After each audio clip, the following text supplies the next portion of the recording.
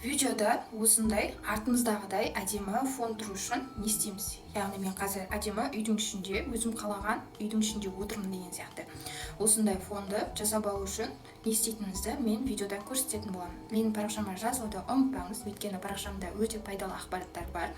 Және де лайк басып, мені қолдап отыруды ұмытпаңыз. Сұрақтарыңыз болса комментарийда қалдырыңыз, мен міндетті түрде жауап беретін боламын. Видеоны жоғалтып алмас үшін міндетті түрде сақтап алыңыз. Осындай әдемі фондарды өзіміз қалаған суреттерді артымызға қоюға болатын суреттерді тартып алатын боламыз. Google'дан немесе Pinterest деген приложениеден тартып алсаңыздар болады. Міне осындай фондарды примерно тартып алыңыз.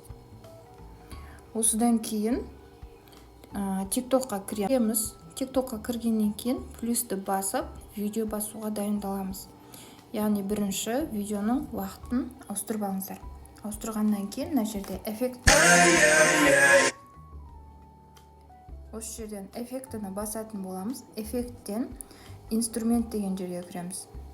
Инструменттен осындай мынау тұрған видеоның знагы бар. Бұл жерде артыңызға видео қоятын болады. Мына жерде фотоның знагы бар. Міне. Конечно, не хочу хвастаться, но я могу.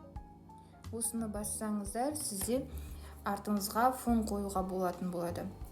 Осыны тауып алып, сіздер өздеріңізге мына жерде сохранить деген жерді бассаңыздар, сақталынады. Сақтап болғаннан кейін мына жерде сохранить етілген эффектілер тұрады. Осы жерде осы знакты бассаңыз, міне сізге сақталды.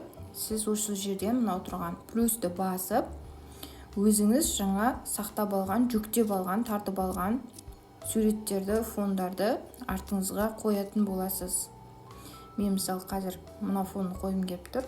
Міне менің артымда осы сурет тұр. Яғни өзім қалаған артымда фон тұр.